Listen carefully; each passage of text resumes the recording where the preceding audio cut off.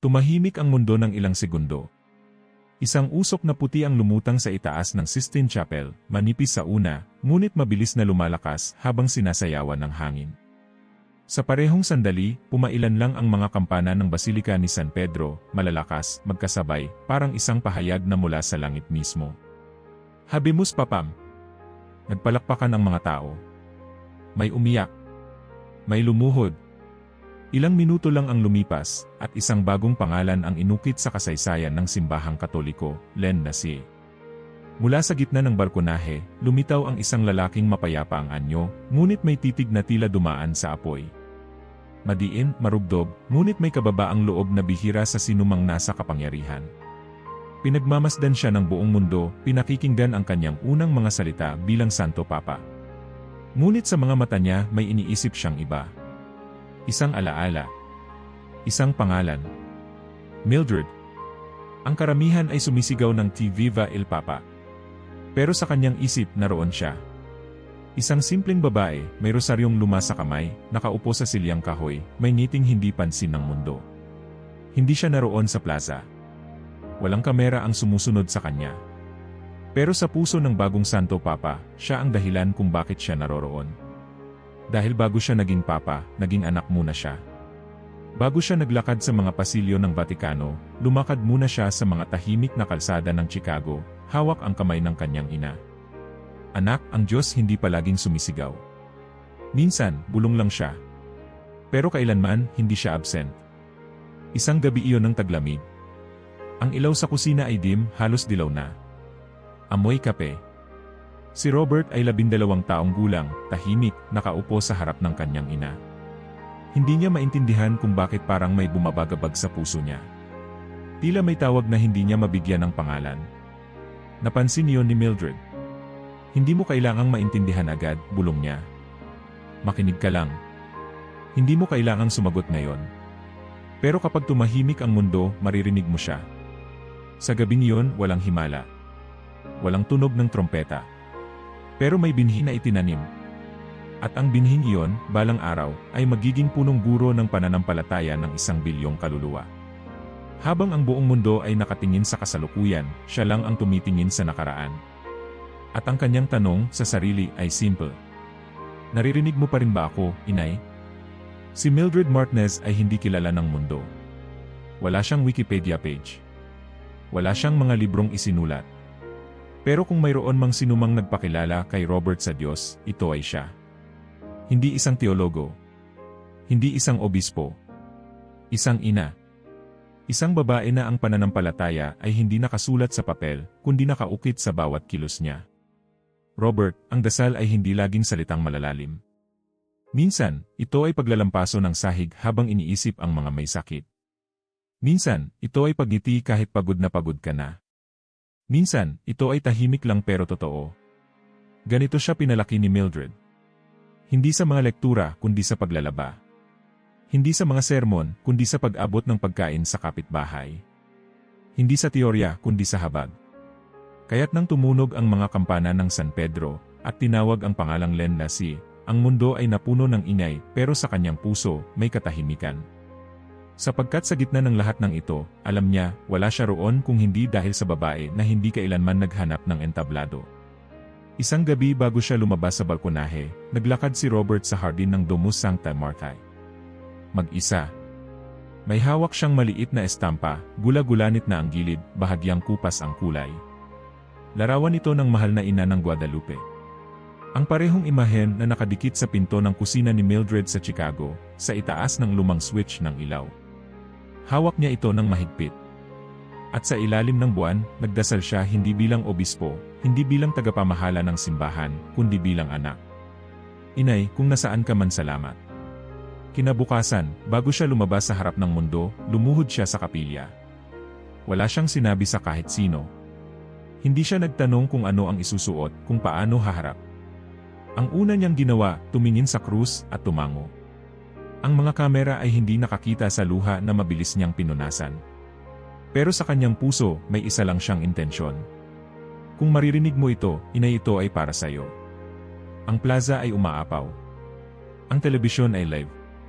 Ang mundo ay naghihintay ng bagong leader. Ngunit siya, si Len Dacier, ay iniisip ang tahanan kung saan siya unang natutong magdasal. Kung saan ang salitang kipaglilingkod ay hindi bahagi ng homilya, kundi ng pamumuhay. Kung gusto mong maglingkod sa Diyos, sabi ni Mildred minsan, huwag mong hintayin ang misa. Simulan mo sa pagliligpit ng pinggan. Kung hindi mo kaya yon, huwag kang umasa na kakayanin mo ang buong mundo. Ang mga salitang iyon ay naging aral, batas, ugat. Habang sinusuot niya ang sutanang puti ng Santo Papa, hindi niya nararamdaman ang karangalan, kundi ang bigat. At sa ilalim ng bigat na iyon, may tinig na nagsasabing, huwag mong kalimutan kung saan ka nanggaling. Sa mismong unang araw ng kanyang pagkapapa, may sumubok na umakyat sa entablado ng kanyang buhay. Isang journalist, sikat, agresibo, itinanong sa kanya sa koridor ng Apostolic Palace. Holy Father, sino po ang pinaka-nakaapekto sa inyong pananampalataya? Tumigil siya. Tumingin sa malayo. At ang sagot niya ay isang salita lang. Ma'am. At iyon ang unang sagot ng bagong Santo Papa sa tanong ng mundo. Ang kasaysayan ay itinuturo sa mga aklat. Ngunit ang pananampalataya, tunay, matibay, tahimik ay itinuturo sa tahanan. At sa bahay nila Robert Prevost, ang unang aral ng pananampalataya ay hindi nakasulat sa libro.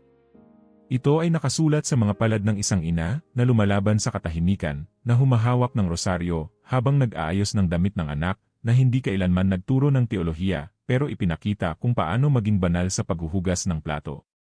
Siya si Mildred Martinez. Hindi siya sikat.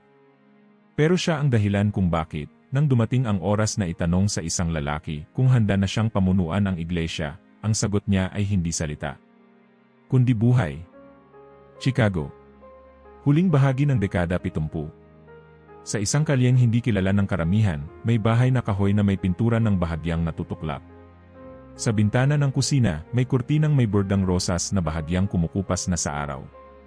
Ang tunog ng tren mula sa kalapit na istasyon ay dumaraan bawat oras, parang paalala na kahit tahimik ang mundo mo, umiikot pa rin ito. Dito lumaki si Robert Prevost. Dito nagsimula ang lahat. Ang bahay ay hindi malaki. 2 kwarto, isang banyo, at isang kusina na siyang puso ng lahat ng bagay. Dito naghahapunan ang pamilya. Dito sila nagkakape tuwing umaga.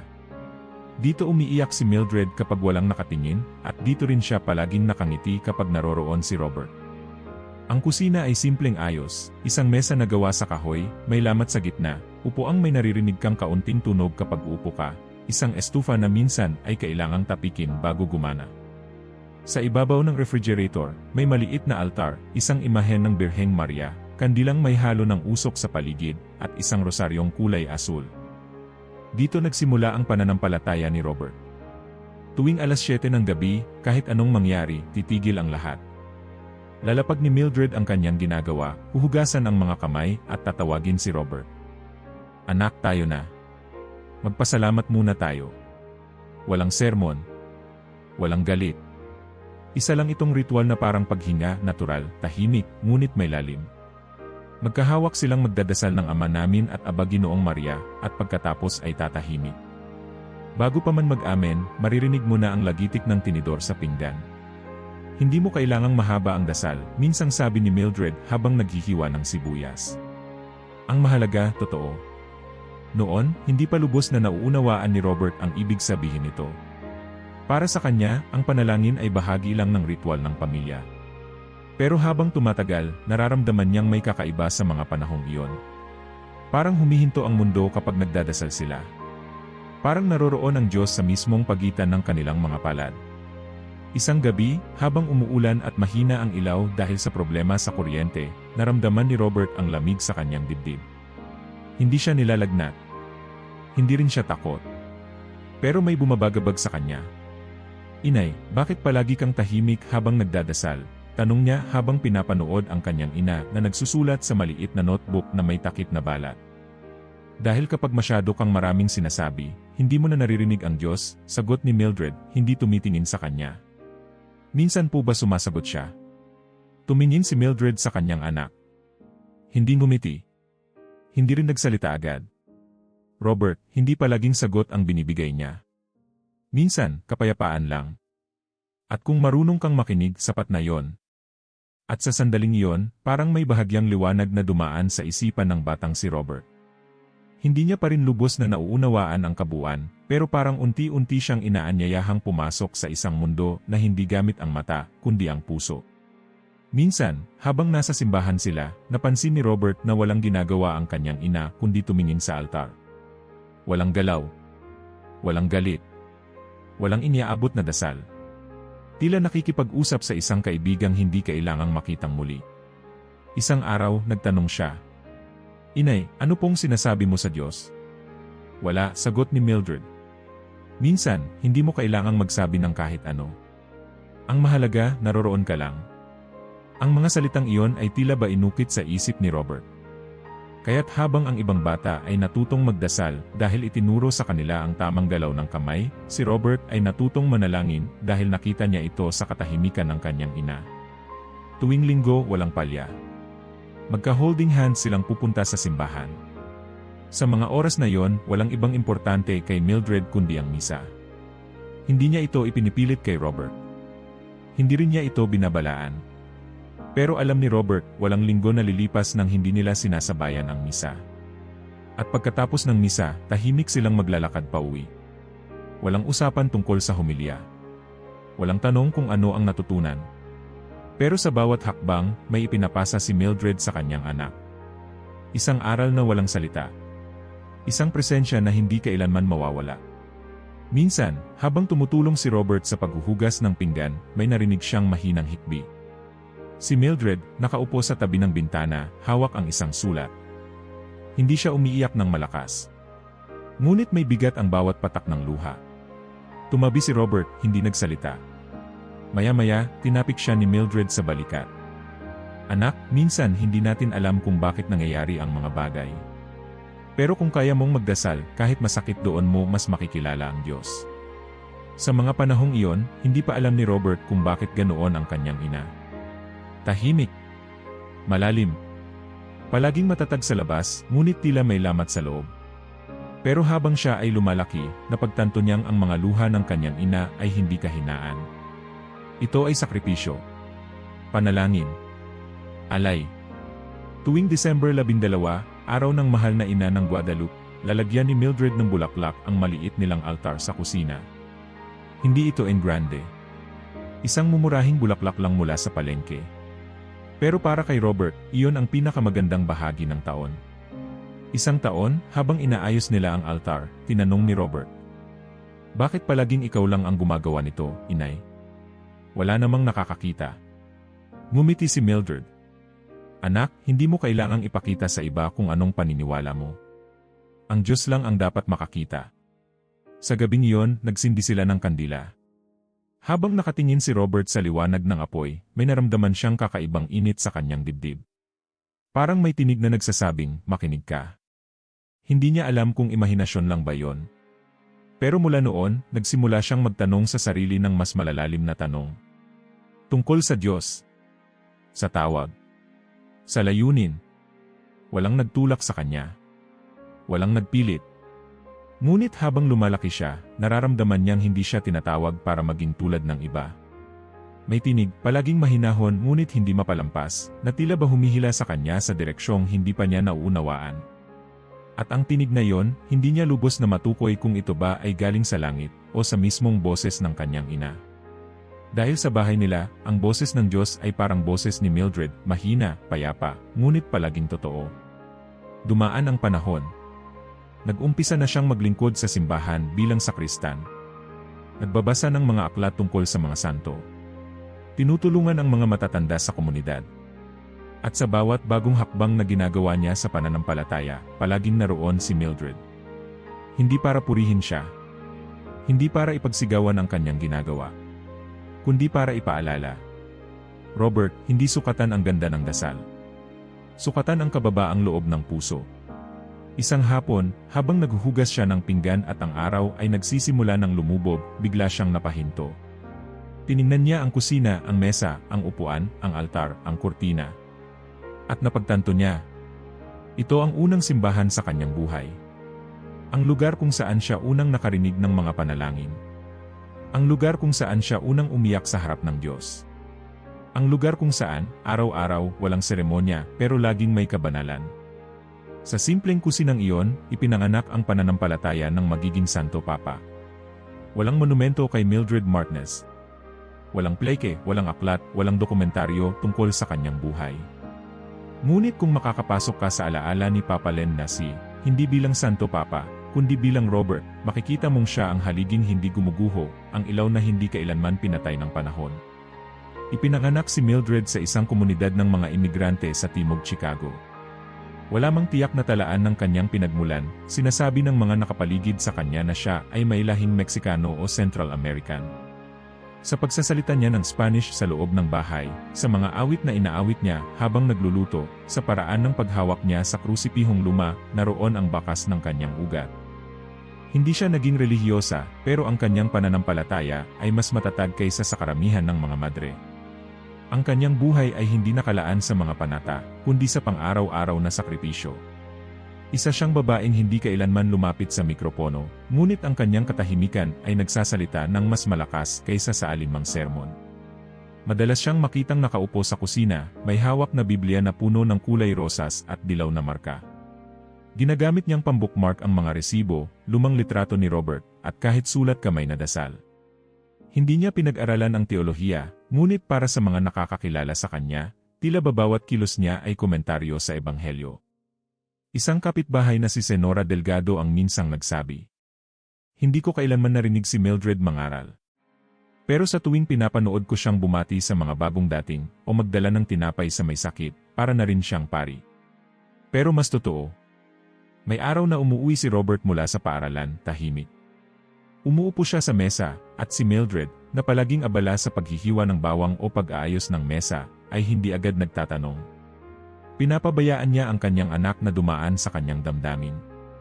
Minsan, habang binabalatan niya ang patatas, tinanong niya si Robert, "Masama ba ang araw mo?" Tumango lang si Robert. "Gusto mong pag-usapan?" tanong ni Mildred. "Hindi po muna, inay." Ngumiti siya at tumango rin. "Okay lang. Pero tandaan mo, anak, kahit hindi mo sabihin, nararamdaman ko." Ito ang uri ng pagmamahal ni Mildred, hindi sa pilitang pagmamahal. Hindi niya kailanman ginamit ang kanyang pananampalataya upang ipilit ang landas sa anak. Ngunit sa bawat galaw, bawat tanong, bawat paggalang sa katahimikan ni Robert, tinuturuan niya itong makinig. Hindi lamang sa kapwa, kundi lalo na sa Diyos. Noong 14 na taon si Robert, siya ay nagtanong, "Inay, paano mo nalaman na totoo ang Diyos?" Matagal bago sumagot si Mildred. Tumingin siya sa bintana, sa kalangitang abuhin. Tila ba hinihigop niya ang tanong? Dahil kahit kailan, hindi niya ako iniwan. Kahit nung wala tayong pera, kahit nung iniwan ako ng tatay mo, kahit nung pinagdududahan ko ang sarili ko bilang ina. Lagi siyang naroon. Hindi laging nagsasalita. Pero naroroon. Tumahimik ang kwarto. Si Robert, bagamat bata pa, ay naramdaman na ang lalim ng katotohanan sa likod ng sagot na yon. Hindi ito simpleng paliwanag. Ito ay patotoo, hindi ng doktrina, kundi ng buhay. Ang pananampalataya ni Mildred ay hindi kailanman naging pangpubliko. Ayaw niya ng pansin. Kapag may pagtitipon sa simbahan, palagi siyang nauupo sa hulihang bangko. Palaging nakayuko. Palaging tila may kinakausap na hindi nakikita ng iba. Isang araw, tinanong siya ni Robert, "Inay, ayaw niyo po bang maging leader sa simbahan?" "Ayoko ng pwesto, anak," sagot niya. "Gusto ko lang siguraduhin na may kandilang nakasindi at may tubig ang sagraryo. Yon lang ang gusto kong serbisyo." At talagang iyon lang ang gusto niya. Noong naging binatilyo na si Robert, nagsimula siyang magtanong-tanong tungkol sa seminarista. Hindi pa siya sigurado noon, pero may nararamdaman na siyang tawag. Hindi ito sinambit ni Mildred. Hindi niya sinabi sa anak na, "Magpari ka." Pero isang gabi, habang naghuhugas si Robert ng baso, bigla siyang tinanong, "Kung sakali bang tawagin ka ng Diyos, anak, sasagot ka ba?" Hindi agad nakasagot si Robert. Ibinaba niya ang baso, huminga ng malalim, at tumingin sa kanyang ina. "Hindi ko pa po alam. Natatakot ako." Ngumiti si Mildred, tumango. Takot ay hindi kasalanan. Minsan niya, senyales pa yan na tunay ang tawag. Ang mahalaga, huwag mong takbuhan. Pakinggan mo. At kung sakaling marinig mo nga siya, huwag mo siyang patagalin. Sa saglit na yon, muling nabuo sa isipan ni Robert kung ano si Mildred sa kanyang buhay, hindi siya pushy. Hindi siya mapilit. Pero ang kanyang presensya ay parang hangin, hindi mo laging napapansin, pero hindi ka makakahinga kung wala ito. Sa loob ng bahay nila, wala kang maririnig na dakilang pananalita. Pero bawat sulok ay may tanda ng pananampalataya. Sa mesa ng kusina, may marka ng langis kung saan minsang nagdasal si Mildred para sa may sakit. Sa sulok ng aparador, may maliit na istampita ni San Diyos. Sa pintuan ng kwarto ni Robert, may papel na nakadikit, isang sulat kamay na paalala. Maging mabuti kahit walang nakakakita. Ito ang kanyang teolohiya. Hindi ito nasusulat sa Latin. Wala itong footnote. Ngunit ito ang nagturo kay Robert ng pinakapayak na katotohanan, ang kabanalan ay hindi laging nasa gitna ng entablado. Minsan, nasa paglalampaso ito ng sahig. Nasa pag-alaga sa may lagnat. Nasa pagtawa sa gitna ng problema. Nasa tahimik na pagtanggap sa pagkabigo. Minsang bumisita si Padre Esteban, ang pari sa parokya nila, at napansin niyang tahimik lang si Mildred. Sa gitna ng kanilang pag-uusap, sinabi ng pari, "Mildred, bihira akong makakita ng pananampalatayang tulad ng sayo." Tumango lang siya. "Padre, anya, wala akong alam sa mga libro ninyo. Pero alam ko kung paano magmahal. At para sa kanya, iyon na ang sapat." Kung mayroong isang aral na palaging inuukit ni Mildred sa puso ng kanyang anak, ito ay ang aral ng kagandahang loob sa katahimikan. Hindi mo kailangang sumigaw para marinig. Hindi mo kailangang mangaral para makapagpabago. Minsan, sapat na ang pagngiti sa taong walang kausap. Sapat na ang magluto para sa matandang nag-iisa. Sapat na ang pag-upo sa tabi ng anak mong hindi sigurado sa kinabukasan. At sa mga pagkakataong iyon, si Mildred ang naging modelo ni Robert. Hindi dahil perpekto siya. Hindi dahil marami siyang sinasabi. Kundi dahil sa bawat tahimik na kilos niya, isang aral ng langit ang bumababa. Hindi siya naging banal dahil nakita siya ng mundo. Naging banal siya dahil nakita siya ng Diyos. At si Robert, bago siya naging papa, naging anak muna siya ng babaeng iyon. May edad na 16 si Robert nang magsimulang lumalim ang kanyang mga tanong. Hindi na ito basta pag-uusisa ng isang batang mausisa. Hindi na ito simpleng sino si Diyos, kundi ano ang gusto niya sa akin. Sa eskwela, mahusay si Robert. Tahimik pero palaging nakikinig. Hindi siya ang unang nagtataas ng kamay, pero palagi siyang may sagot. Likas siyang magalang, madaling pakisamahan. Ngunit kahit sa harap ng kanyang mga kaibigan, may isang bahagi sa kanya na tila hiwalay. Isang bahagi na parang laging nakikinig, hindi sa tao, kundi sa isang bagay na wala sa silid.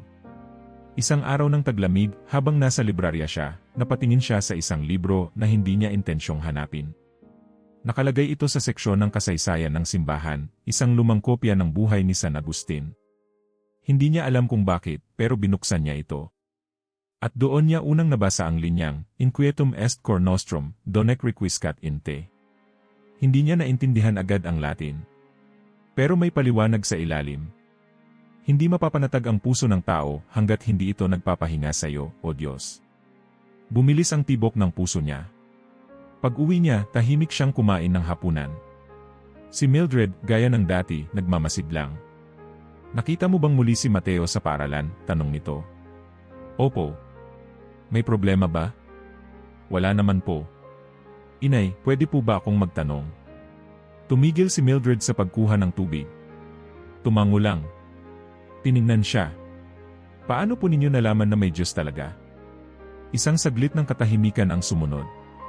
Hindi dahil hindi niya alam ang sagot, kundi dahil gusto niyang timbangin ang tanong. Tiningnan niya ang kanyang anak. "Anak, hindi ko yan natutunan sa libro. Naramdaman ko yan sa katahimikan. Sa mga oras na walang sumasagot, pero may kapayapaan." Tumango si Robert, pero halatang may bumabagabag. "Inay, kung sakali pong may gustong sabihin ang Diyos, paano mo malalaman kung siya nga yon?" Ngumiti si Mildred at muling naupo. Kapag ang tinig ay hindi ka pinipilit pero hindi ka rin matigilan kapag tahimik siya, pero hindi mo rin siya matanggihan, baka siya na nga yon. Hindi pa rin siya sumagot. Pero sa gabing iyon, hindi siya makatulog. Sa katahimikan ng kanyang kwarto, may panginginig sa dibdib niya. Hindi takot. Hindi ka ba? Parang may tinig na hindi niya marinig ng malinaw, pero hindi rin niya matakasan. Bumangon siya. Kinuha ang lumang Biblia sa ilalim ng kama, regalo ng kanyang ina noong siya'y 10 taong gulang. Pinaglaruan niya ito, binuksan kahit saan, at ang unang talata na bumungad sa kanya ay mula kay Jeremias. Bago pa kita likhain sa sinapupunan, kilala na kita. Napakurap siya. Parang may lamig na dumaan sa likod niya. Kinabukasan, habang nasa simbahan silang mag-ina, napansin ni Mildred na hindi mapakali si Robert. Hindi siya tulad ng dati. Hindi nakatuon. Hindi rin tahimik. Pag-uwi nila, habang naghuhugas siya ng pinggan, si Robert ay nakaupo sa mesa. Tahimik. Nakatitig sa dingding. Bigla siyang nagsalita. Inay, paano niyo po malalaman kung tinatawag ka ng Diyos para magpari? Hindi agad sumagot si Mildred. Tinapos muna niya ang paghuhugas, pinunasan ang kamay, at naupo sa tapat ng anak. Hindi ko alam ang sagot para sa iyo, anak. Pero may isang tanong na dapat mong itanong sa sarili mo. Ano po yon? Kung hindi mo sundin ang tawag, mapapanatag ka ba? Natahimik si Robert. Hindi niya alam ang isasagot. Kaya tumingin siya sa kanyang ina, umaasang may dagdag pa ito. At sinabi niya ang mga salitang habang buhay na ukit sa loob ni Robert. Kung sa palagay mo ay tinatawag ka ng Diyos, huwag mo siyang patagalin. Walang dramang sumunod. Walang musika. Walang ilaw mula sa langit. Ngunit sa sandaling iyon, parang may pintuang bumukas. Hindi agad pumasok si Robert. Pero naroon na siya, nakatayo sa harap nito. Lumipas ang mga linggo. Mas naging tahimik si Robert.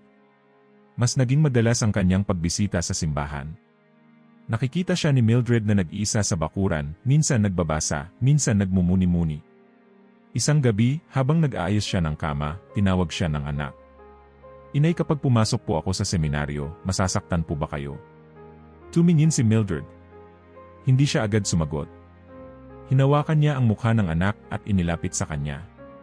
Anak, hindi ko pinangarap na maging pari ka. Ang pangarap ko lang ay maging totoo ka sa Diyos. Kung siya ang tumatawag sa iyo, hindi ako masasaktan.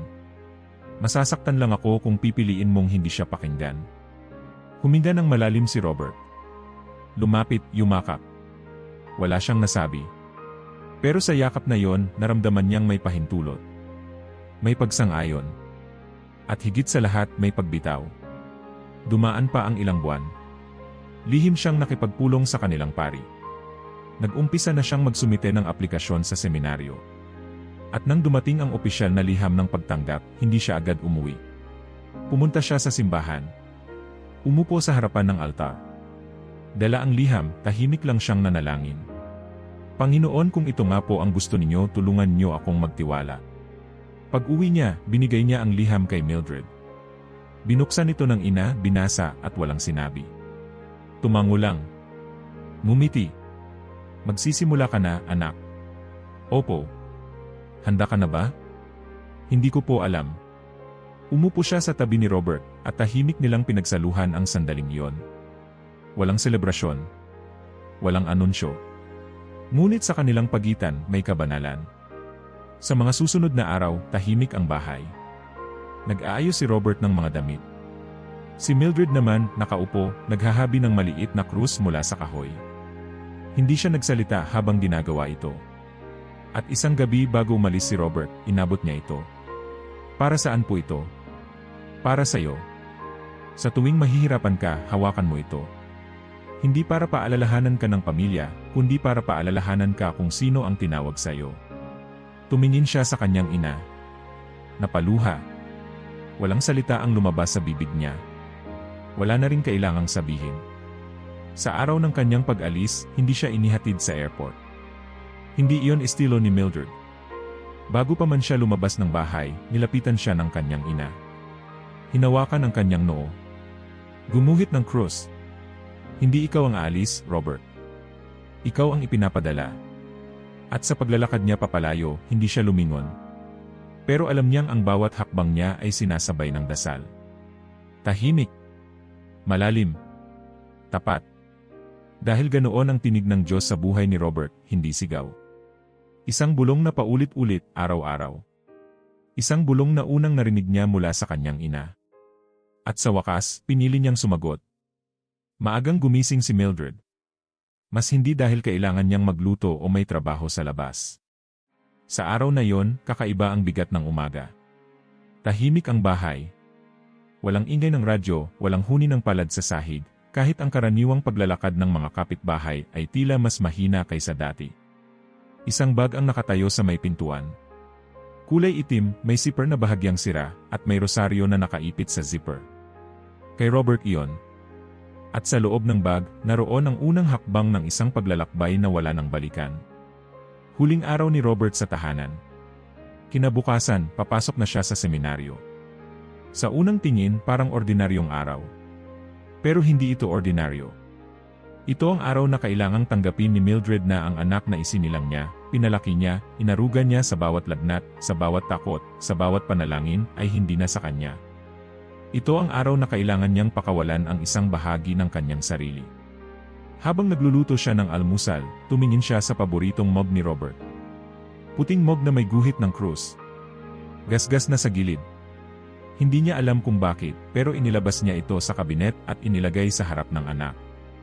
Nilagyan niya ng kape, gaya ng nakasanayan. Pagkatapos ay umupo siya sa tapat nito. Pareho silang tahimik. Si Robert ay tila wala sa sarili, pero hindi takot. Malalim lang ang iniisip. Pinagmamasdan niya ang paligid, parang minimemorya ang bawat sulok, bawat detalye, ang bitak sa mesa, ang kurtinang may batik ng lumang langis, ang altar sa ibabaw ng refrigerator. Inay, mahinang tawag. Salamat po. Hindi agad sumagot si Mildred. Inabot niya ang isang maliit na kahon, pinatong ito sa mesa, at itinulak papunta sa anak. Robert tiningnan ito. Binuksan. Isang krus.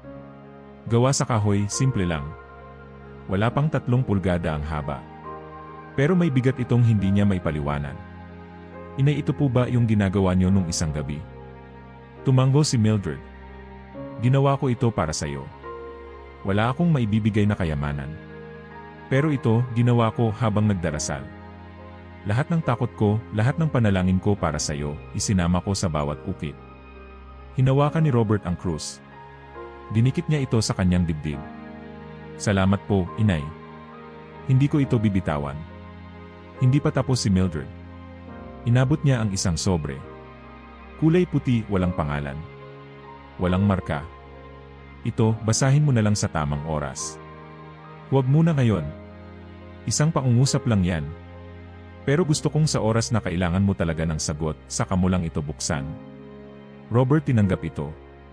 Tiningnan niya ang sulat, pinikit ang mga mata, at itinago sa gitnang bulsa ng bag. Hindi nila pinag-usapan ang tungkol sa seminaryo ng matagal. Parang may hindi kailangang sabihin. Dahil ang pinakamahalagang bagay sa kanila ay palaging ipinapasa sa katahimikan. Nang dumating ang takdang oras, isinuot ni Robert ang kanyang coat. Isinabit ang bag sa balikat. Huminga ng malalim. Si Mildred ay nanatiling tahimik. Hindi niya tinulungan ang anak sa pag-aayos. Hindi niya siya sinamahan sa pintuan. Pero bago pa ito lumabas, lumapit siya. Tinapik ang balikat ni Robert, saka dahan-dahang inilagay ang palad sa ulo nito. Hinawakan niya ang noo ng anak at bumulong. Hindi ka alis, anak. Ipinapadala ka lang. Walang luha. Walang drama. Pero ang bigat ng salita ay mas mabigat pa sa pag-alis. Robert ay lumakad palabas ng bahay. Hindi siya lumingon. Ayaw niyang makita kung may luha ang kanyang ina. Ayaw niyang madala ng damdamin. Ngunit habang papalayo siya, pakiramdam niya'y may mga hakbang na sumusunod. Hindi pisikal. Spiritual. Parang bawat hakbang niya ay tinatapatan ng panalangin mula sa loob ng bahay. Sa seminaryo, unang gabi niya. Madilim ang silid. Walang pamilyar na tunog. Wala ang amoy ng kusina ni Mildred. Wala ang lumang kurtina na hinahanginan. Tanging ang liwanag ng buwan ang nagsisilbing saksi sa kanyang pangungulila. Doon niya naalala ang sobre. Tahimik niya itong binuksan. Isang pirasong papel. Isang paungusap lang. Huwag mong kalimutan, ang mga mahihirap may Diyos din kahit walang nagsasabi sa kanila. Napaluha siya. Alam niyang iyon ang puso ng kanyang ina. At ngayon, dapat na rin maging puso niya. Lumipas ang mga buwan at paulit-ulit niyang binabalikan ang krus. Kapag may duda, hawak niya ito. Kapag pagod, idinidikit niya sa dibdib. Kapag nagdarasal, nasa palad niya. At bawat paghawak niya, bumabalik ang tinig ng ina. Kung tinatawag ka ng Diyos, huwag mo siyang patagalin. Maraming beses na sumagi sa isip ni Robert ang tanong, tama ba ang desisyong ito? Kaya ko ba? Pero sa tuwing tatanungin niya ito, ang sagot ay palaging bumabalik sa isang eksena, isang babaeng nakaupo sa kusina, tahimik, may hawak na kahoy, at buong pusong iniaalay ang anak sa isang landas na hindi niya alam ang dulo. Minsan, sa isang sulok ng seminaryo, nakita siya ng kanyang espiritual na direktor na may hawak-hawak na maliit na krus. Galing ba yan sa pamilya mo? Tanong ng pari. Tumango si Robert. Gawa po ni inay. At anong meron dyan? Tumawa siya, bahagya. Wala po. Lahat po. Hindi na nagtuloy ang pari. Alam niyang may lalim ang bagay na yon na hindi kailangang saliksikin. Pagkalipas ng ilang taon, habang malapit nang matapos ang kanyang pormasyon, sumulat si Robert ng liham sa kanyang ina. Hindi mahaba. Hindi makata. Isa lang ang laman. Inay, hindi po madali. Pero hindi po ako nag-iisa. Kasama ko kayo. Sa bawat dasal. Sa bawat lakad. Sa bawat krus na dinadala. At si Mildred, nang matanggap ito, ngumiti. At gaya ng dati, hindi siya sumagot sa sulat.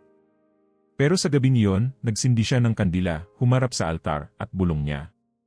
Salamat, Panginoon. Isa lang po ang hiling ko noon na huwag siyang mawalan ng lakas. At ngayon, alam kong hindi siya bumitaw. At mula sa gabing iyon, kahit hindi na sila magkasama sa ilalim ng isang bubong, nanatili silang magkaugnay, hindi sa salita, kundi sa pananampalataya. Sa isang maliit na krus, sa isang payak na pangungusap, sa isang desisyong ginawa sa katahimikan. At sa isang ina na marunong humawak at marunong ring pakawalan. Ang hangin sa Hilagang Peru ay may kakaibang init, hindi lamang mula sa araw kundi sa damdaming dala ng mga taong lumalapit sa simbahan araw-araw. Sa bayang hindi palagian ang kuryente, at kung saan ang tubig ay ipinaglalaban sa bawat patak, naroon si Robert, hindi na lamang bilang seminarista, kundi bilang bagong pari ng isang misyon para sa mga mahihirap. Sa kanyang unang buwan sa lugar, napuno siya ng damdaming halo-halo. Galak sa bagong simula. Takot sa hindi kilalang dulo.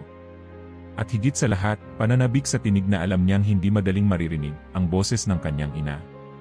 Walang araw na lumipas na hindi niya naisip ang kusina nila sa Chicago. Ang altar sa itaas ng refrigerator. Ang mug ng kape. Ang palad ng kanyang ina sa kanyang noo. Hindi sila palaging nag-uusap. Hindi uso sa lugar ang signal. Walang wifi. Bihira ang telepono. Ngunit may isang bagay na hindi nawawala, mga liham. Minsan isang buwan, may sulat na dumarating mula kay Mildred. Laging simple ang sobre. Laging pantay ang sulat kamay. At sa bawat sulat, may isang himig, tahimik, totoo, at punang damdamin na hindi kailangang ipagsigawan. Anak, sulat ni Mildred sa 3 buwan ng pagmimisyon ni Robert. Alam kong hindi madali dyan. Pero tandaan mo, kahit hindi ko alam ang eksaktong ginagawa mo, isinasama kita sa bawat Hail Mary ko. Sa bawat dasal bago matulog, pangalan mo pa rin ang una kong binabanggit. Tanging iyon lang ang kailangan ni Robert para magpatuloy. May araw na dumalaw siya sa isang baryo kung saan halos walang pagkain. Nakita niya ang isang matandang babae, nakaluhod sa harap ng isang maliit na altar na yari sa mga bato at kahoy. Naghahandog ito ng tinapay at tubig, habang umaawit ng isang awit sa wikang hindi niya lubos na nauunawaan. Ngunit ang eksenang iyon ay tila sumapol sa kanyang puso. Dahil sa babaeng iyon, nakita niya ang kanyang ina. Hindi sa pisikal na anyo, kundi sa diwa, isang kababaihan, tahimik, matatag, at may pananampalatayang hindi nabubura kahit sa gitna ng kawalan. Diyan ka, inay, bulong niya. Narito ka rin. Pag-uwi niya sa kanyang maliit na silid sa likod ng kapilya, sumulat siya agad ng liham. Inay, kanina ko lang naintindihan ng buo ang isang bagay, hindi mo ako kailanman tinuruan para lang maglingkod. Tinuruan mo akong makita ang Diyos sa bawat mukha, lalo na sa mukha ng mahihirap. At ngayon, araw-araw, inuulit-ulit ko ang sinabi niyo noon, ang mga mahihirap may Diyos din, kahit walang nagsasabi sa kanila. Ipinadala niya ang liham, hindi alam kung kailan ito matatanggap. Pero gaya ng lahat ng bagay sa pagitan nila ni Mildred, sapat na ang intensyon. Alam niyang mararamdaman iyon ng kanyang ina. Habang si Robert ay mas lumalalim sa kanyang bokasyon, si Mildred naman ay unti-unting tumatanda. Hindi siya mahilig sa doktor. Ayaw niyang maging pabigat. Sa tuwing tatanungin siya ng mga kapitbahay kung kumusta na si Padre Robert, tumatawa lang siya ng bahagya. Magaling yon. Basta nagdarasal pa rin siya, ayos lang. Hindi niya binabanggit kung ilang beses na siyang nahilo nitong buwan. O kung gaano karaming gabi na ang nilalampasan niyang hindi makatulog. Sa kanya, ang sakit ay bahagi lang ng buhay. Ang dasal ang tunay na gamot. Isang araw, habang nagpupunas siya ng altar sa bahay, may dumating na sulat mula sa Roma. Hindi niya agad binuksan. Pinagmasdan niya muna ito. Mabigat ang papel. May tatak ng Vatican Post. Sa loob, isang maikling sulat. Inay, inanyayahan akong mag-aral at magsilbi sa Roma. Hindi ko po ito hiningi. Pero hindi ko rin ito tinanggihan. Alam ko pong hindi ito distansya, kundi panibagong yugto ng misyon. Dalhin ko pa rin ang krus ninyo. Hawak ko pa rin ang papel nyo. At higit sa lahat, dala ko pa rin ang panalangin nyo. Ngumiti si Mildred. Hindi dahil sa karangalan, kundi dahil sa katotohanan, nananatili pa ring tapat ang anak sa pinagmulan niya. Habang si Robert ay abala sa Vatican, unti-unti siyang nagiging tagapayo, tagapag-ugnay at kalaunan, tagapili ng mga obispo para sa buong simbahan. Ngunit kahit ganoon, hindi siya kailanman nagbago. Bawat gabi, sa kanyang mesa, laging naroroon ang maliit na krus ng kahoy. Hindi siya natutulog nang hindi ito hinahawakan. At kung may mga liham ng mga obispo at kardinal na kailangang sagutin, tinitignan muna niya ang isang sulat na itinatago niya sa drawer, ang liham ng ina na may isang pangungusap. Isang gabi, tinanong siya ng isang sekretaryo habang nagsasagawa siya ng desisyon para sa isang bagong obispo. Your Eminence, bakit niyo inuuna ang pagbabasa ng sulat ng mga ordinaryong tao kaysa sa mas mahahalagang dokumento? Tumigil si Robert. Tinignan ang kausap at sagot niya. Dahil ang mga ordinaryong taong gaya ng nanay ko sila ang nagturo sa akin kung ano talaga ang mahalaga. Hindi na muling nagtanong ang sekretaryo. Sa kabila ng kanyang mataas na posisyon, si Robert ay nanatiling pareho.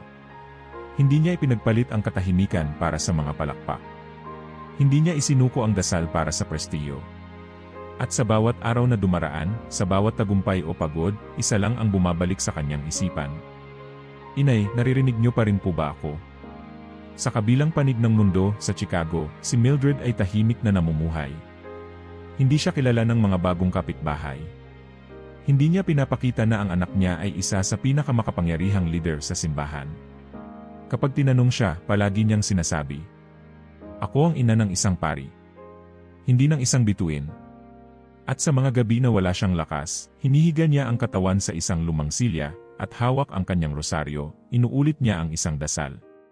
Panginoon, bigyan mo po siya ng lakas. Huwag mong hayaan na lumayo siya sa iyo. Kahit napapalibutan siya ng mga titulo, sana po manatili siyang lingkod.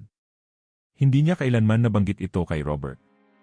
Pero sa mga panahong pakiramdam ng papa, ay hindi niya na kayang tumayo, bigla niyang naririnig sa loob ng puso ang tinig ng kanyang ina. Hindi mo kailangang maging sikat. Kailangan mo lang maging tapat. Sa panahong lumalawak ang mundo ni Robert, habang ang mundo ni Mildred ay unti-unting lumiliit, ang koneksyon nila ay hindi kailanman naputol. Hindi dahil sa teknolohiya, kundi dahil sa dasal, sa alaala, at sa paniniwalang kahit hindi magkasama sa katawan, iisa pa rin ang kaluluwang kanilang pinanghahawakan.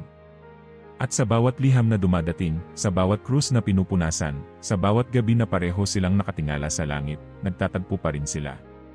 Sa pagitan ng dalawang katahimikan, sa pagitan ng dalawang panalangin, sa iisang Diyos na nagsabing, "Bago ko pa kayo nilikha, alam ko na ang inyong ugnayan." Sa isang umagang malamig, bumagal ang mga kilos ni Mildred. Hindi dahil sa tamad siya, kundi dahil unti-unti nang bumibigay ang katawan. Sa bawat buhat ng takure, sa bawat hakbang mula kwarto papuntang kusina, naroon ang pahiwatig, ang katawan ay lumalambot, ang hininga ay umiiksi, ang oras ay tila bumibilis habang ang lakas ay humihina. Ngunit kahit ganito, hindi siya nagreklamo. Kapag tinatanong ng kanyang kapitbahay na si Senora Castillo kung kumusta na siya, palagi lang siyang tumatawa. Bumagal lang ang katawan pero mabilis pa rin ang dasal, biro niya. Walang nakakaalam na araw-araw ay may sakit siya sa dibdib. Walang may alam na minsan ay hindi siya nakakakain sa oras dahil nahihirapan siyang umunguya. Hindi siya humihingi ng tulong. Ayaw niyang pabigatin ang kahit sino. Ang mga pari rin ay napapagod, sabi niya minsan sa isang grupo ng kababaihan sa parokya. Hindi natin kailangang sabihan. Kailangan lang natin silang ipagdasal. Walang nakaalam kung sino talaga siya. Sa kanilang maliit na komunidad, siya ay isang matandang tahimik, laging nakasuot ng parehong kulay ng blusa, palaging may daladalang tote bag na puno ng rosaryo, misalete, at mga larawan ng santo. Sa kabilang dako ng mundo, sa Roma, si Robert ay hindi na lamang padre. Hindi na lamang tagapili ng obispo. Siya ay naging tagapayo ng Santo Papa. Isa sa mga pinakakilalang leader ng simbahan. Ang kanyang payo ay hinahanap ng mga kardinal. Ang kanyang salita ay iniingatan. At sa bawat pagpupulong, palaging sinasabi ng iba. Siya ang susunod. Ngunit hindi alam ng karamihan na sa puso ni Robert, may puwang na hindi kayang punan ng anumang titulo. Tuwing gabi, kapag tahimik na ang palasyo, at ang mga liham ay natapos ng basahin, hindi siya tumutungo agad sa kama. Sa halip, bubuksan niya ang isang maliit na drawer, hahanapin ang lumang papel na isinulat ng kanyang ina, at ilalagay ito sa ibabaw ng kanyang dibdib. Katabi ng krus. May gabi na sa gitna ng mga pagpapasya, napapaisip siya, kung narito si inay, ano ang sasabihin niya? Pero walang sagot. Dahil si Mildred, bagamat buhay pa, ay palalim ng palalim sa katahimikan. Isang araw, tinangka niyang tawagan ito. Walang sumagot. Hindi pangkaraniwan. Kinabukasan, muling sinubukan.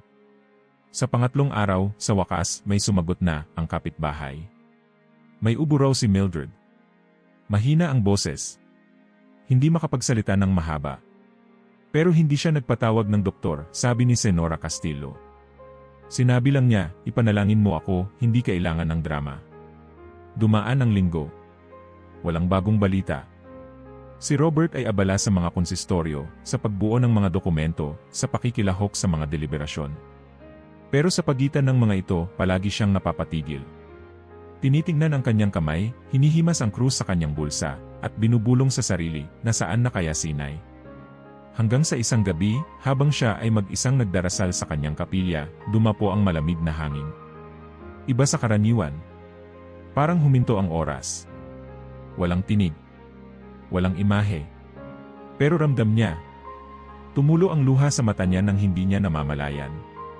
Kinuha niya ang lumang estampa ng Birheng Maria ng Guadalupe, inilapag sa altar, at nagdasal. Hindi ng Ama namin. Hindi ng Aba Ginoong Maria.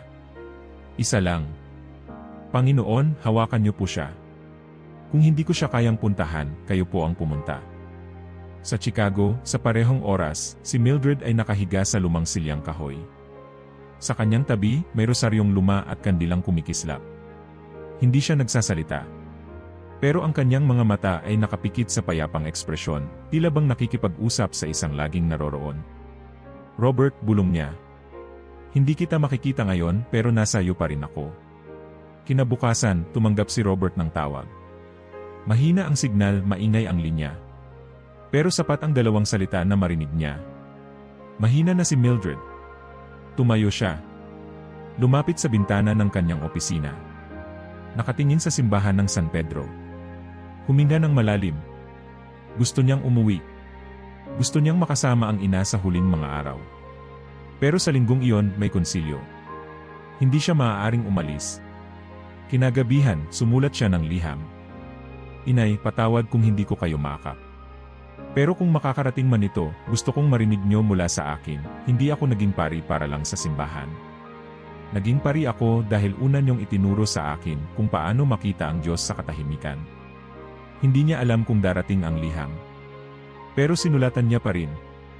2 araw pagkatapos, habang pinamumunuan niya ang pagdarasal ng liturhiya ng mga oras sa kapilya ng congregation, dumating ang balita, pumanaw na si Mildred. Tahimik. Walang reklamo. Wala sa ospital. Sa kanyang upuan, hawak ang rosaryo. Hindi siya nakasigaw. Hindi siya umiyak sa harap ng iba.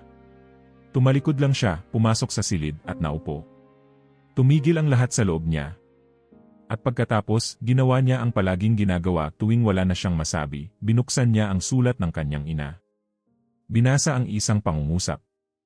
Ang mga mahihirap may Diyos din kahit walang nagsasabi sa kanila. At doon niya napagtanto. Hindi niya kailangang naroroon para makapagpaalam. Dahil si Mildred ay naroroon pa rin hindi sa kanyang mata kundi sa kanyang kaluluwa. Sa mga araw na sumunod, maraming opisyal ang nagpadala ng pakikiramay. Maraming pari ang nagtanong kung nais niyang magsagawa ng misa para kay Mildred sa Roma. Tumanggi siya. Hindi kailangan ng entablado si inay, sabi niya. Hindi siya nabuhay para sa palakpakan. Nabuhay siya para sa panalangin.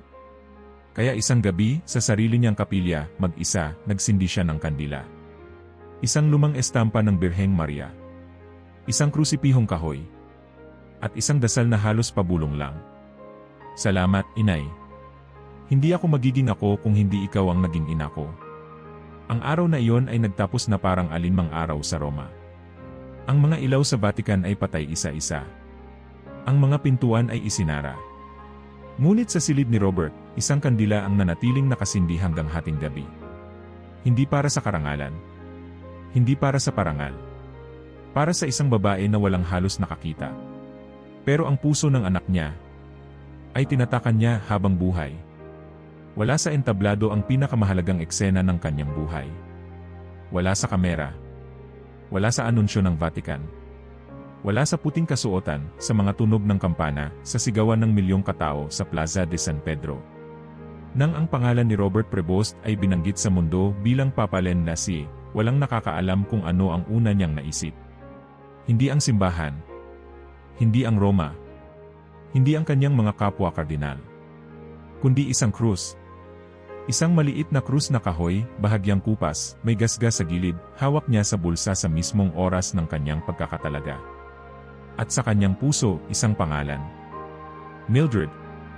Walang hiyawan sa loob niya. Walang pagtatatalo ng damdamin. Tanging katahimikan, tulad ng laging kasama niya sa panalangin ng kanyang ina. Hindi siya nakaiyak noong inanunsyo ang kanyang pagiging papa. Pero sa gabi, nang siya'y mag-isa sa kanyang silid, binuksan niya ang maliit na kahon na matagal na niyang itinatago. Sa loob nito, ang lumang sulat na may pamilyar na tinta. Huwag mong kalimutan, ang mga mahihirap may Diyos din, kahit walang nagsasabi sa kanila. Naramdaman niya ang haplos ng alaala. Parang muli siyang naging batang nakaupo sa mesa, habang si Mildred ay tahimik na nagluluto, nakatitig sa altar na may kandila. Hindi niya nakitang pumanaw ang kanyang ina. Hindi niya nahawakan ang kanyang kamay sa huling sandali. Wala siyang naiwan kundi panalangin, alaala, at krus. At sa kanyang pagkapapa, iyon ang tanging dala niya. Sa gabi bago ang kanyang unang pagharap sa mundo, tumigil siya sa gitna ng koridor ng Apostolic Palace. Walang laman ang pasilyo. Tahimik. Sa kanyang bulsa, hinawakan niya ang krus. Itinaas niya ito sandali. At sa sarili, bumulong. Hindi mo ako inihanda para sa mundo, inay. Inihanda mo ako para sa katahimikan sa puso ng mundo. Kinabukasan, milyon ang nanood. Milyon ang naghihintay. Lahat ay sabik marinig ang kanyang unang mga salita. Ang unang mga hakbang ng isang bagong leader ng simbahan. Ngunit sa halip na magbigay agad ng mga doktrina o deklarasyon, tumigil siya. Huminga. At nagsabi, hindi tayo narito upang umupo sa trono. Narito tayo upang ibigay ang ating buhay, gaya ng maraming ina na nag-alay ng walang nakakita, ngunit nagbago ng buong mundo. Tahimik ang unang segundo. Tila hindi agad na unawaan ng karamihan ang bigat ng pahayag. Ngunit para sa ilang nakakaalam, para sa mga nakakakilala kay Mildred, iyon ay isang pagpupugay. Isang lihim na paalam. Isang panata. At mula sa sandaling iyon, nagsimula ang isang pontipikado na hindi batay sa kapangyarihan, kundi sa alaala ng isang ina. Sa mga araw na sumunod, maraming nagtanong sa kanya. Holy Father, ano po ang naging inspirasyon niyo bilang papa? At ang sagot niya ay palaging pareho. Ang isang babae na hindi kailanman nagturo mula sa entablado. Pero tinuruan akong tumingin sa lupa habang nakatingin sa langit. Hindi niya kailanman binanggit si Mildred sa mga homilya. Hindi siya nagpagawa ng monumento. Wala siyang ipinasulat na aklat tungkol sa kanya. Ngunit sa bawat desisyon, sa bawat panalangin, sa bawat katahimikan ng gabi, naroon si Mildred. May isang gabi, tinanong siya ng kanyang personal na kalihim. Holy Father, bakit po ninyo piniling manatili sa lumang kwarto imbes na sa papal apartment? Dahil sa kwartong ito, naririnig ko pa rin ang mga dasal ng nanay ko, sagot niya, hindi tumitingin. Hindi ko na kailangan ng tanawin ng Roma. Kailangan ko lang maalala kung saan ako nanggaling. Sa mesa niya, wala kang makikitang mamahaling dekorasyon. Ngunit sa kanang sulok, naroroon ang krus. Hindi ito ginagalaw ng kahit sinong tagalinis. Hindi ito tinatanggal kahit kailan. Dahil iyon ang paalala na hindi siya umakyat sa trono, kundi bumaba upang maglingkod. May isang pag-uusap na hindi makakalimutan ng kanyang mga malapit na tagapayo. Isang obispo mula sa Amerika ang nagsabi, "Ang dami na po ninyong naabot, Holy Father. Dapat po kayo ay inspirasyon sa lahat." At sagot niya, walang alinlangan. Kung may inspirasyon man sa akin, siya ay isang matandang babae na hindi na pinansin ng mundo pero minahal ng langit. Minsan, habang naglalakad siya sa hardin ng Vatikano, natigilan siya sa ilalim ng isang puno. Walang kasama. Isinandal niya ang kamay sa punong kahoy, pumikit, at binulong. "Salamat, Inay. Ikaw ang totoong papa sa puso ko. Ako lang ang humakbang. Pero ikaw ang nagturo kung paano. Hindi lahat ng Santo Papa ay may ina na ganito. Hindi lahat ay nabigyan ng pagkakataong maramdaman ang pananampalataya bago ito maintindihan. Ngunit si Lendasi ay isa sa kakaunti. Isang papa na bago pa man naging pastol ng daan-daang milyong kaluluwa, siya muna ay tinuruan kung paano magdasal habang naglalampaso. Kung paano tumahimik habang ang mundo ay maingay. Kung paano maging banal kahit walang palakpak. Ang mundo ay magbabago. Ang simbahan ay dadaan sa pagsubok. Si Lendasi ay haharap sa mga krisis, sa mga pagdududa, sa mga tanong na walang tiyak na sagot. Ngunit sa gitna ng lahat ng ito, mananatili ang kanyang lakas. Isang dasal na sinabi ng isang ina, isang krus na nililok ng pag-ibig. At isang alaala na mas matatag pa kaysa sa anumang pader ng Vatikano. At kapag darating ang oras na siya ay tatahimik na rin, ang mga huling salitang bubulongin niya ay hindi mga doktrina o kautusan. Kundi marahil. Hindi ko po ito magagawa kung wala si Inay. Tuwing gabi, sa loob ng kanyang silid sa Domus Sanctae Martyr, bago pumatay ng ilaw, si Papa Lendasi ay may isang huling ritual. Lumalapit siya sa altar na gawa sa kahoy, sinisindi ang maliit na kandila sa tabi ng isang estampa ng mahal na Birheng Maria ng Guadalupe, at tahimik na nakaluluhod. Hindi ito bahagi ng protokol ng Vatikano. Walang nakasulat sa canon law ang ganitong pag-ugali. Pero sa kanya, ito ang pinakamatapat na bahagi ng kanyang araw. Sa kanyang mga kamay, may hawak siyang dalawang bagay, ang maliit na krus na gawa sa kahoy, regalo ni Mildred, at ang lumat-kupas na papel na naglalaman ng isang simpleng pangungusap. Ang mga mahihirap may Diyos din kahit walang nagsasabi sa kanila. Sa mga taon na lumipas mula nang maging papa siya, lumibot na siya sa iba't ibang bansa. Nakipagkita sa mga pinuno ng estado, nakipagdialogo sa mga pinakamatatalinong teologo, at humarap sa mga pinakamalalalim na isyu ng simbahan. Pero sa kabila ng lahat ng ito, hindi siya naligaw sa pinagmulan niya. Bakit? Dahil sa isang babae. Isang ina. Isang Mildred. Wala sa kanya ang karaniwang imahe ng isang dakilang guro ng simbahan. Hindi siya nagsulat ng mga aklat. Hindi siya nagturo sa universidad. Hindi siya nagbigay ng public lectures.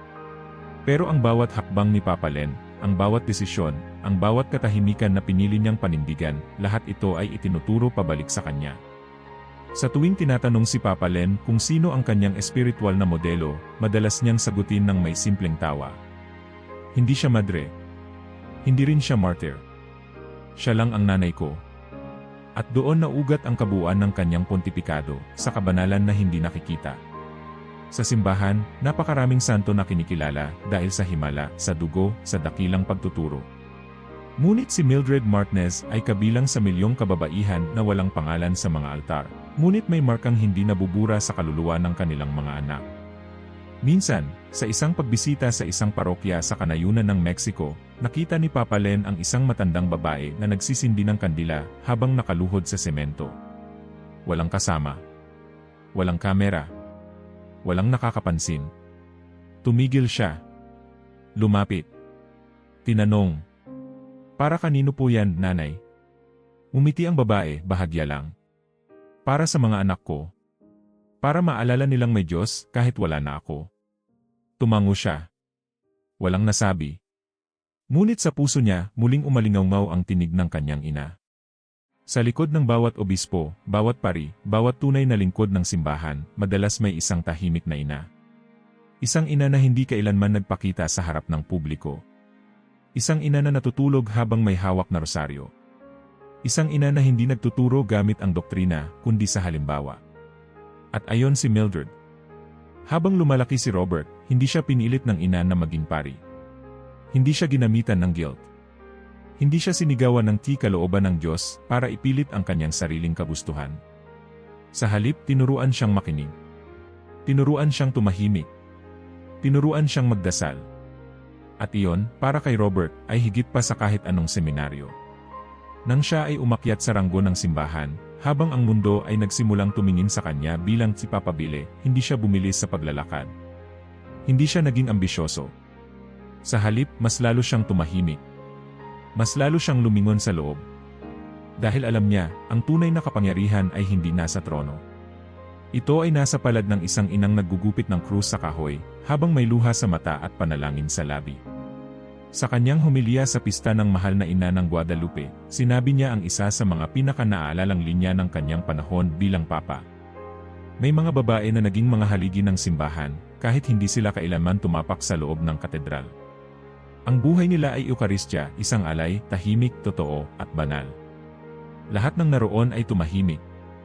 Ngunit ang mga nakakaalam ng kanyang kwento, alam nilang ito ay para kay Mildred. May mga gabi, pagkatapos ng lahat ng obligasyon, lumalabas siya sa maliit na hardin ng Vatican. Naglalakad mag-isa. Hindi para magpahinga, kundi para magdasal.